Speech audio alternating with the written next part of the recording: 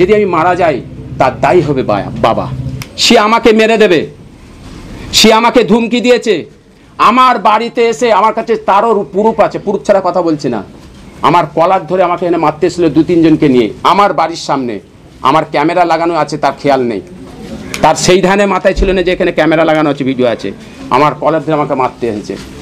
আমাকে কত গালাগালি করেছে, ফোন করে গালাগালি করেছে। আমার মা, তার বোন লাগতে জিগার ছোট হুজুর পীর কেবলা রহমাতুল্লাহ আলার মেয়ে, ওনার বোন নিজে যে ওকে মানুষ করেছে, যে ওনাকে মানুষ করেছে, যার বাড়িতে আজকে তার শৈশবকালে তার নোংরামি কাপড়গুলো সে আমার আম্মাজান পরিষ্কার করেছে, তাকে বড় করেছে। সেই আম্মাজানকে কি বলছে না আমাকে বলছে তোর জন্ম ঠিক আছে। আমার আম্মাজানকে যখন আমি এসে শোনালাম, আমার আম্মাজানের চোখ ভরা পানি। আমার আম্মাজান অন্য চিন্তা করে, আমার আম্মাজান বললে আমার আব্বাজানকে এরকম বললো, আমার আব্বাজানকে এরকম বললো। তো তুমি সবর করো।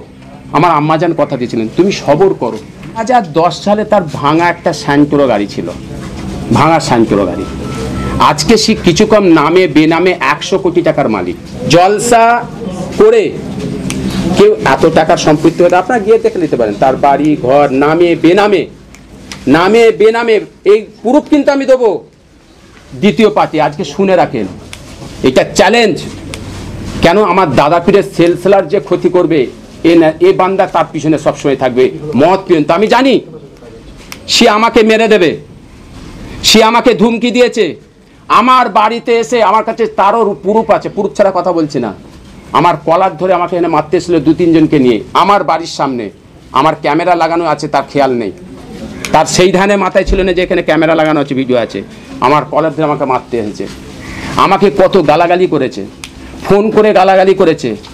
আমার মা, তার বোন লাগতে জিগার ছোট হুজুর পীর কেবলা রহমাতুল্লাহ আলার মেয়ে, ওনার বোন নিজে যে ওকে মানুষ করেছে, যে ওনাকে মানুষ করেছে, যার বাড়িতে আজকে তার শৈশবকালে তার নোংরামি কাপড়গুলো সে আমার আম্মাজান পরিষ্কার করেছে, তাকে বড় করেছে। সেই আম্মাজানকে কি বলছে না আমাকে বলছে তোর জন্ম ঠিক আছে। আমার আম্মাজানকে যখন আমি এসে শোনালাম, আমার আম্মাজানের চোখ ভরা পানি। আমার আম্মাজান অন্য চিন্তা করে, আমার আম্মাজান বললে আমার আব্বাজানকে এরকম বললো, আমার আব্বাজানকে এরকম বললো। তো তুমি সবর করো। আমার আম্মাজান কথা দিয়েছিলেন তুমি সবর করো। তুমি সবর করলেও আল্লাহ এর ফায়সাল্লা করবে। সেই আমি চুপ করেছিলাম। আমি কোনোদিন, তিনি আমার বড়, আমি কোনোদিন তানাকে এইসব কথা বলিনি। অনেক ঘটনা আছে, আমার সাথে অনেক কিছু করেছে। কেন করেছে? একমাত্র তানার জন্য আমি প্রতিবাদ করেছি বলে। কিন্তু আমি মরণের আগে পর্যন্ত অন্যায়ের পিছনে আমি সরব না। কেন? আমার দাদা পীর এই শিক্ষা দিয়েছে, আমার মুজাদ্দেদে জামান আমি শিক্ষা দিয়েছে। আমার লড়াই ওনার সাথে অন্য জায়গায়। কিন্তু দুঃখ লাগে কোথায় জানেন? আমার ছোট বাচ্চাটা কি দোষ করেছে, আমার মাসুম বাচ্চা 2-3টে কি দোষ করেছে? আপনি বলেন আপনার সাথে আমার লড়াই হতে পারে, আপনার সাথে আমার অন্যায় বেঅন্যায় লড়াই হতে পারে।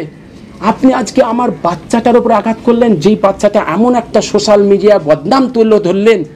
সারা জীবন আমার এই বাচ্চাটা শুনবে, সারা জীবন।